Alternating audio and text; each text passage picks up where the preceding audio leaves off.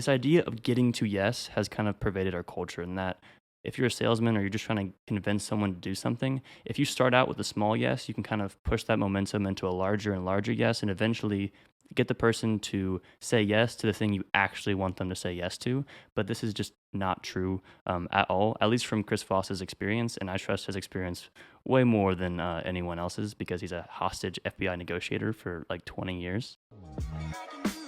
Welcome to the Adapt or Die podcast. This podcast explores ideas related to self-growth, finding meaning, and living a more fulfilled lifestyle. It's your host, with the most, Armel Tala. And it's your host, on the low, Ben Smith. We're two college students on our own path of lifelong learning with the hope that you will join us in our journey. And now, it's time for the next episode of The Adapt or Die podcast.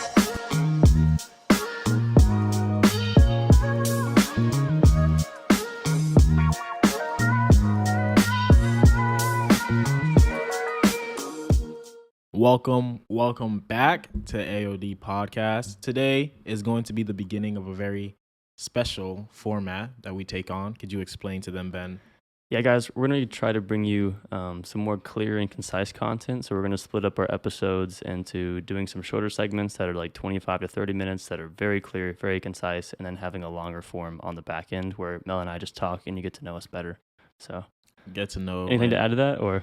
Nah, just know that I'll be roasting Ben a lot more on No that side. shot. But you guys, please like, comment, subscribe if you're really liking the content, and we appreciate every single comment. We may not get to it that fast, but now I'm out of school. I'm gonna get back on top of my stuff, and we're gonna be on top of it. So we appreciate the love. And with all that being said, what's the main idea for today? Guys, today we're talking about negotiating, which is, well, I won't get into it too much because Mel will introduce it, but we're going over a book called Never Split the Difference. It's by Chris Voss, and he was in the field for 20 years as the FBI's like head negotiator for hostages and other things, and he wrote the book, so a lot of knowledge coming your way.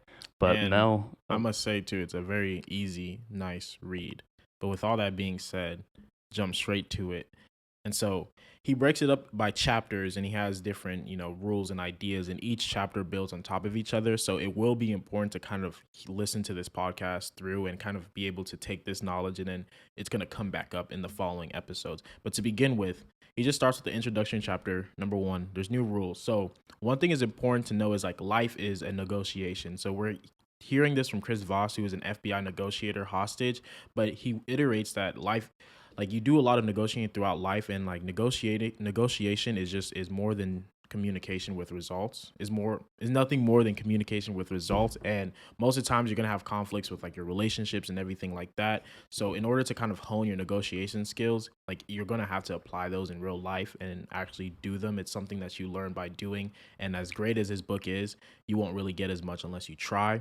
So we say negotiation serves two distinct life functions, and that is information gathering and behavioral influencing. So the idea is people think that when you go to negotiate, you are just strictly trying to get what you want and make someone head your direction. What you're doing is you're talking to that person, you're gathering information about what they actually want, their real needs, and then you use that to help influence their behavior. And some examples in that in different sectors in your life, like your career, you're asking for a bigger raise, finances, you might be trying to get a better loan, or you're deciding with your partner a better place to stay.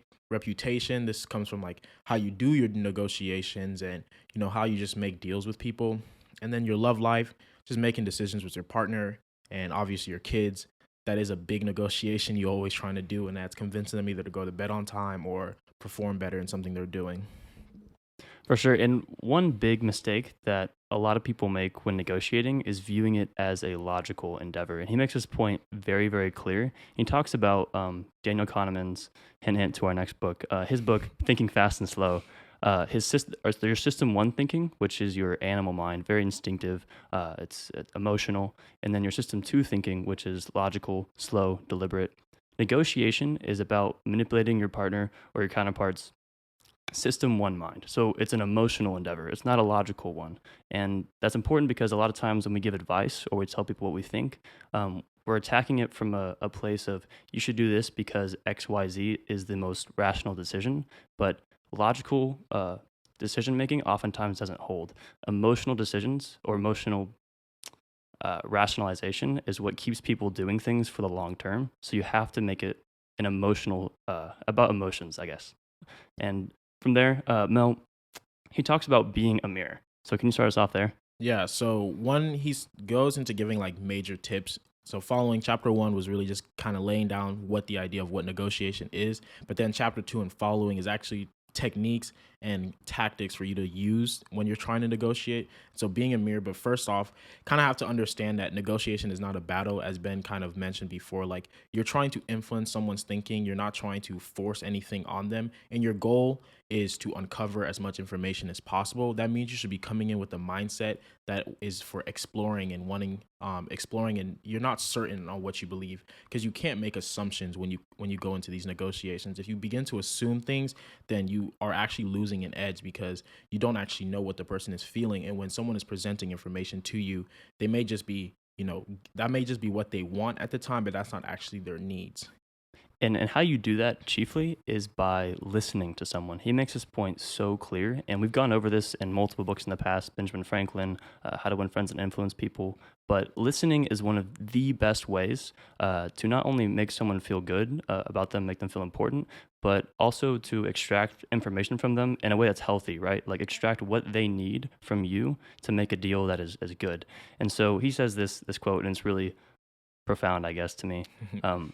Instead of prioritizing your argument, in fact, instead of doing any thinking at all in the early goings about what you're going to say, make your sole and all-encompassing focus the other person and what they have to say. And a big part of that is actually slowing down. A lot of times we'll try to rush a negotiation, blaze through it, try to get the deal done very quickly, but slow down, take the time to listen to the other person, get to know them, find out what they need and what they need from you, and that will make the negotiation much easier and much better. I'm sorry, that was so profound. Can you reread that for us, Yeah, please? for sure. Instead of prioritizing your argument, in fact, instead of doing any thinking at all in the early goings about what you're going to say, make your sole and all-encompassing focus the other person and what they have to say. Wow. Direct quote from Mr. Voss himself. And so when you're listening to this person, could you imagine someone's listening to you and they're frowning or they're seem mad? They wouldn't really seem like they are actually paying attention. So a big thing that Chris mentions is you should smile, because because it lets the other person know like you're genuinely interested in what they're saying. But then two, it actually affects your decision making. As we all know, if you've ever been upset, you make pretty irrational decisions. And so smiling, being in that positive mindset, it helps you actually think quicker, and it makes you more likely to collaborate and problem solve. And a big thing about smiling as well that I'll just quickly add is that when you're smiling, the other person's like gonna mirror you and also start smiling as well, and that puts them in a very collaborative mindset and helps them think more, right? And I guess one easy way to implement what we just talked about is this tactic called mirroring, and he uses this. It sounds so easy, and so it's almost like stupid easy. Like Mel, we were talking about this like off air, and he was saying like this seems like almost like a trick, you know? Yeah. But basically, what it is you're taking the first or the last 1 to 3 words of what someone says, and you basically just repeat it back to them. And it's weird how this works, but it insinuates some similarity between you and the other person, as in you're interested in what they have to say and who they are as a person, and they appreciate that, and they'll just keep talking on and on and on. Do you want to go through an example of this real quick, just to get an idea of what mirroring is? Yeah. So, we make podcast videos and whatnot. So I go, hey, Ben, I need you to clip every single, how we decided to do 3 episodes for maybe like 3-4 episodes of book. I need you to clip every single episode. I'm sorry, every episode? Yeah, because I think every clip has a chance to blow up. A chance to blow up? I don't know, because sometimes we just be spitting some BS. So I'll think about that. Appreciate it.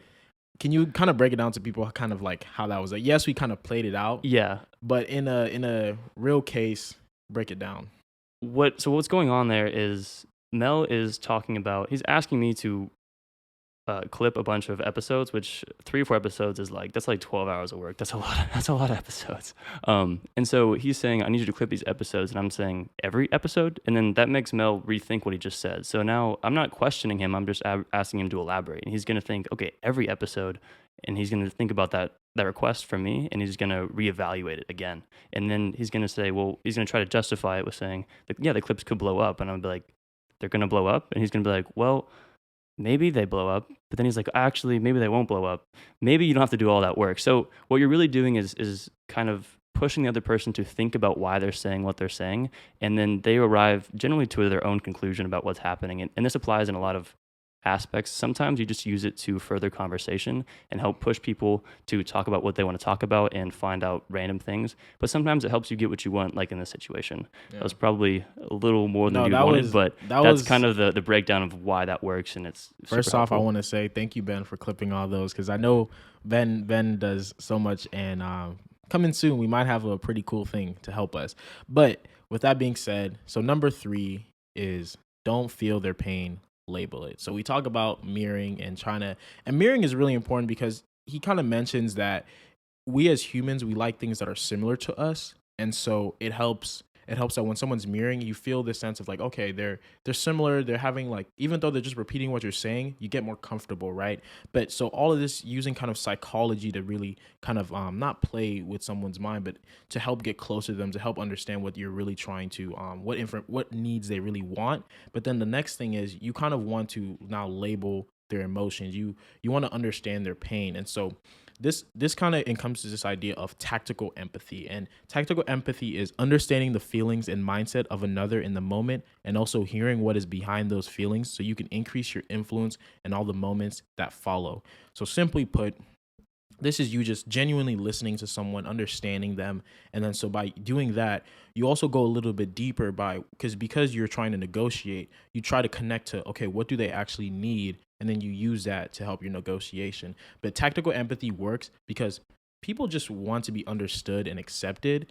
And so how you actually execute this is how Ben mentioned earlier, is listening. And we're going to go through so many books that just talk about the importance of listening. But listening changes everything because everyone is inherently selfish. So if you just close your mouth and listen, they will like you a lot more. How to Win Friends and Influence People, wink, wink.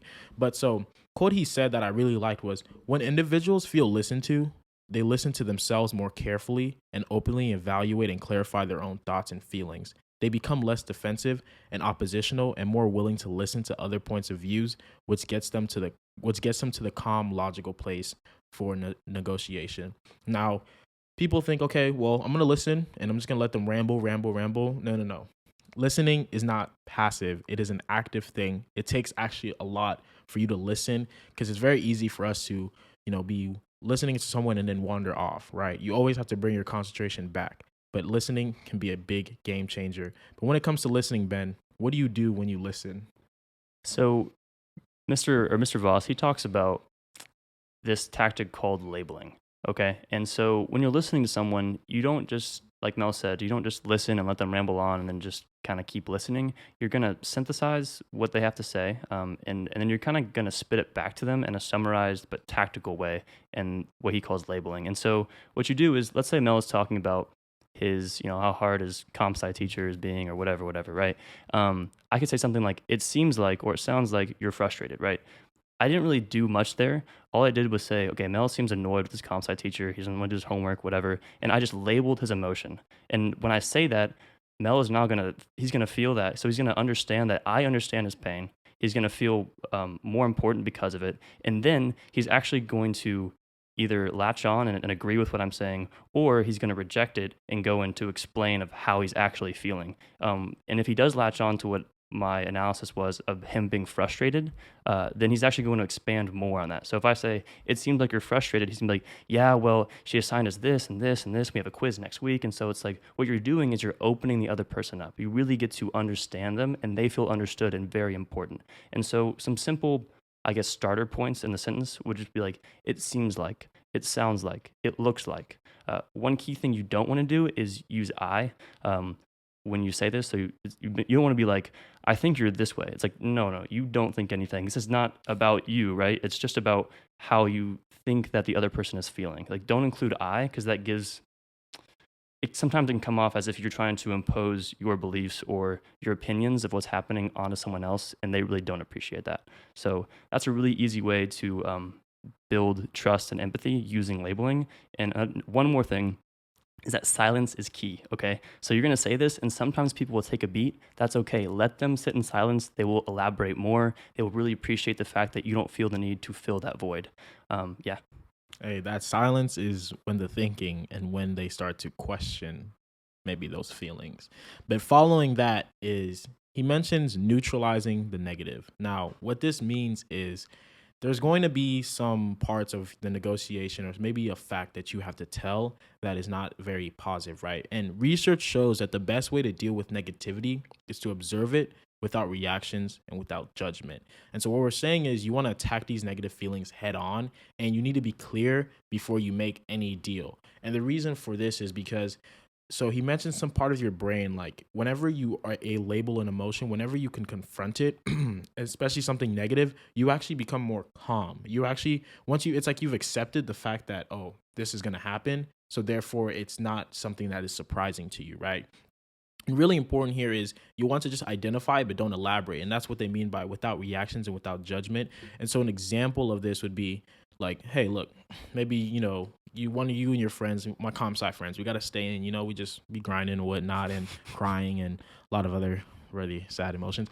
No, but so an example would be, I understand not going out makes you feel like you're missing out on fun on the can't even talk. So in the case where it's like I want to give it to set up the actual situation. So I want to convince one of my CS partners like, hey, look, we should probably stay in this weekend to finish this assignment. And then I approach them and before I even say anything, I say like, hey, I understand not going out makes you feel like you're missing out on the fun everyone else is having, yada yada yada. Right, that point, right? So that is attacking the negative emotion head on. And so by doing this, you lower the effect of that negative emotion, and you can now start to mention things that are positive because it compresses the negative, and now you can really start to emphasize what is positive.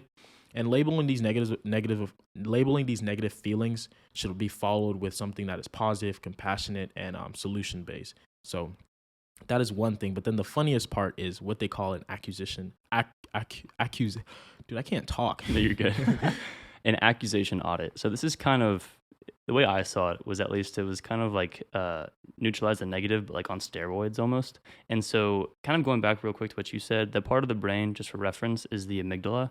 And what Mel was saying just real quick was that like labeling or acknowledging your emotions allows you to think about it rationally with your system too, but not labeling them keeps those emotions in the dark. And so just like something in the dark, it's scary because you don't know what it is exactly, but you bring it out into the light and it all makes sense and your brain can wrap your mind around it and it becomes much less scary.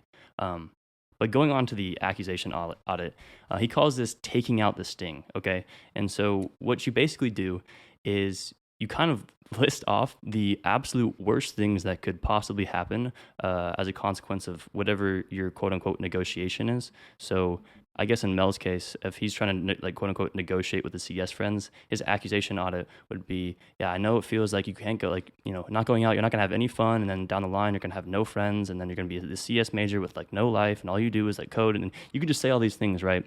And obviously that's a little bit further than neutralize the negative, but what it does is it like brings out those emotions into the light, but B, it also makes those things sound exaggerated, and you're like, okay, that's probably not even gonna happen. I want to also clarify a bit that this in acquisition audit, another big difference about from neutralize the negative is that it's about you. So, yeah. And in that case, I would come in, I'd be like, hey, look, I understand that you think you're going to miss out on the fun. I know I'm probably going to sound like a big nerd that only wants to stay inside. And, Armel's no fun, which, guys, I'm really not. I just stay inside all day. That's yeah, so just keep going. That was Yeah, that's a really good point. It is about you. And so I guess one really good technique he went over is if you've ever wronged someone or made a mistake, you can come in and like, look, I'm an asshole. And a lot of times that opening line, that's like a quick accusation audit that it kind of, the other person a lot of times will actually reject that. They'll be like, no, you're not. You're not an asshole. Like, it's okay. It's fine. Whatever, whatever. And by doing this, you're actually going to allow room for, by getting the negative out of the way, you allow room to focus on the positive. And kind of like what Mel said, the idea is you neutralize the negative, allowing the things that hinder the deal to fall away, and you can really focus on getting the deal done. Did I miss anything there? There's a No. lot of, okay. Besides the only thing they mentioned as well, don't deny the negative. Oh, yeah. So you don't want to go and say like, oh, I don't want to seem like an asshole, right? Because then you're an asshole. Yeah, but if you just say I'm an asshole, well, then they're gonna be like, oh, well, I mean, I can't call him anything worse, So that's the point of the accusation audit. Reverse psychology, baby. But the important parts of all of this, because this section, like labeling, is a lot, right? But so really important things to note is that labeling emotions helps take those emotions away from feelings and turns them more into ideas. So when you're negotiating, remember, we're negotiating with human beings and there's going to be emotions. When negotiating was first thought, they thought that we were both rational actors, like we've mentioned in The Laws of Wealth, the book we read before. But we are not rational. We are driven by our emotions. So if you can just understand that and try to separate it, makes it a lot easier. Second, you don't have to agree with what the other how the other person feels with their emotions. You are just labeling what you think might be what they actually feel. So you don't have to agree. So you don't have to try to make it conform to your own beliefs. Last, look, this may sound corny. Everything we're saying, like, it's like, okay, y'all, like this is the corniest thing I've like seen, but Chris Voss worked in hostage situations where lives were on the line. If this man is saying it works, it probably works. And Ben, I think you mentioned like you and your friend were trying out the what was it, we tried out mirroring, and because mirroring just seems so stupid, and the fact that my friend, my roommate actually, he'd watched a master class on Chris Voss, and so we'd come home, and we'd start mirroring each other, and we would do it as like a prank, and we would go on and see how long we could mirror the other person before they noticed. And it's surprising. You can go like 10 or 15 minutes and not notice that every single thing the other person is saying is just a mirror, and it blows your mind because you're like, this is so stupid. Like, there's no way I wouldn't notice, but you never notice. And mind you, they are both really aware. So important thing is like, this is not an artificial like tactic. This is just an extension of like normal human interaction, except that you are being mindful and using it to try to help you in a negotiation. So as corny as it sounds, don't use it artificially. Try to be very smooth with it. But last but not least, you got to be aware. You got to be beware of something. So with negotiation, there's this book called like Getting to the Yes. And that used to be like the pinnacle of negotiating. But Chris Voss says no. Yeah, Chris Voss says, beware yes, master no. And this point was really interesting, especially because it actually contradicts how to win friends and influence people. But we'll talk about that in our discussion episode. But this idea of getting to yes has kind of pervaded our culture, in that if you're a salesman or you're just trying to convince someone to do something, if you start out with a small yes, you can kind of push that momentum into a larger and larger yes, and eventually get the person to say yes to the thing you actually want them to say yes to. But this is just not true at all, at least from Chris Voss's experience. And I trust his experience way more than anyone else's, because he's a hostage FBI negotiator for like 20 years. Quick to add, he brought up an amazing, like, with the salespeople being like, they always start the pitch with trying to get you to say yes by like, do you like drinking water? What am I supposed to say to that? Yeah, like of course. No. Yeah. And I just want to be that person that goes like, no, I hate drinking water. Hang up. And he makes another really great point that oftentimes we hear no as in just like no is the final word. But he says that no is actually just the start of the negotiation. And so he goes over a few different ways to interpret no. And I think these are really helpful. When you hear no, you should think, I am not ready. I'm not ready yet to agree. I do not understand. I don't think I can afford it. I want something else. I want to talk it over with someone else. What about this doesn't work for you? So there's a whole bunch of things like no doesn't actually mean no. A lot of times it just means I don't have the information, time, or energy to say yes. So I just say no as a default. I want to really clarify. This is in the context of negotiation. Please. Oh, yeah. Please do not extrapolate this to social situations that don't apply. This is in the context of when you are negotiating a deal, business deal, or yes, let's keep it just a business deal. Okay. All right. Just had to make that really clear. So professional life. Professional life. So no, the reason why no is also important, not just because we we instantly always think that, oh, like, no just means like the deal is off, but it actually sets the boundaries of the negotiation, and actually is where the negotiation starts, as Chris Voss likes to say. Because when you say no, it's like this idea of essentialism. You start to cross off exactly what you can't, start trying to negotiate on. If someone's like, no, I'm not giving you my boat, well, then not to start bringing up the boat when you're trying to come with the negotiation. I don't know why they're talking about a boat, as boat just came in my head first thing. So this is really important, that shifting your mindset to understanding that no is really the start of a negotiation, and that no is actually where you start to create the boundaries, because it allows you to know that, okay, these points are off, and it actually causes you to pivot, because a lot of times some people might just be stuck on the one way they thought about going into the negotiation, but then it forces you to be agile and actually figure out what the person actually wants. Because remember, negotiation is gathering information so you can help influence someone's behavior. And so, last but not least, so sometimes your counterpart might not be listening, the person you're negotiating with. So, what we talked about labeling, you can try to mislabel an emotion to get them to say no, right? So it's like, if you guys are going on a deal, it's like, have you given up on this deal? Right? You can just send that one line, one email, one sentence, and then they go, no. And it gets them back engaged, and it gets them back knowing that, okay, look, because when you say that, you're saying like, okay, if you're giving up on this deal, I'm done. And when a deal ends one way, knows that it ends for the other person as well, right? So you guys are in a deal because both of you want to mutually benefit from it. So that was a lot. I think we did a good job at being pretty concise. That was pretty concise. I can't complain. Look, Ben's going to be very happy, because clipping this is going to be easy. Easy money, baby. Compared to the Bitcoin episodes. Yeah, but could you quickly recap everything we talked about? Yes. Only the whole episode. Okay, so first go over the new rules. The big thing there is that negotiation is not a logical, it's an emotional endeavor, not a logical one, and that almost every action or conversation in your life is a negotiation in some form.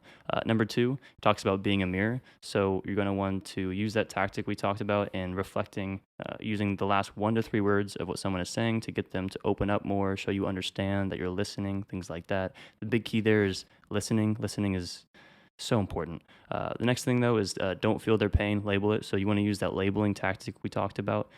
You want to, say it seems like, it sounds like, etc., fill in the emotion or whatever. And hopefully that gets them to open up and talk more about what they're feeling, why they're feeling it, and give you some more good information on how to go further in your negotiation or conversation or whatever. Last thing is beware yes, master no. No sets boundaries. It allows the other person to feel in control. And a lot of times it is just the start of the negotiation due to a lack of information, resources, time, effort, etc. Okay? Anything I missed? No, sir. All right. Now for my favorite part of the episode, a quote from Armelicus Melius. One day, I hope to get my philosophy degree, and I'm going to walk the stage and say, please, I don't go by Armel anymore. I go by Armelicus Melius. To begin, neither wants nor needs are where we start. It begins with listening, making it about the other people, validating their emotions, creating enough trust and safety for a real conversation to begin. Chris Voss. So I think this encapsulates everything that has to do with negotiation. It's about emotion. It's about building trust. And business is trust. I was about to make a Bitcoin reference, but I'm stopping myself from that. With all that being said, thank you guys so much for listening to this episode. I hope you guys enjoy the format. Let us know if you think that maybe we should chop it up more in between, or but I would say wait until our discussion episode comes out, because so what we do is, like, we read the books and we split it up either into 2 to 3 episodes, maybe 1 if it's short, and then we're gonna post a discussion the week of the last episode of that book. So so just be on the lookout for that. Just be mindful, like, okay, maybe they're not as making as much jokes, but we'll definitely be cracking a lot of jokes on the more casual conversation. I'll be on his ass. Don't worry. Hey, I always win. With all that being said, thank you guys so much. Make sure you guys like, subscribe, follow the Instagram, check us out on TikTok. Check out the clothing brand aodfashion.com. Go read Ben's blogs. Get caught up on that information. He's gonna be posting more pretty soon. We finally got some free time. We're on break. When you're reading this, we're probably actually back in school. But who cares? And until next time, peace.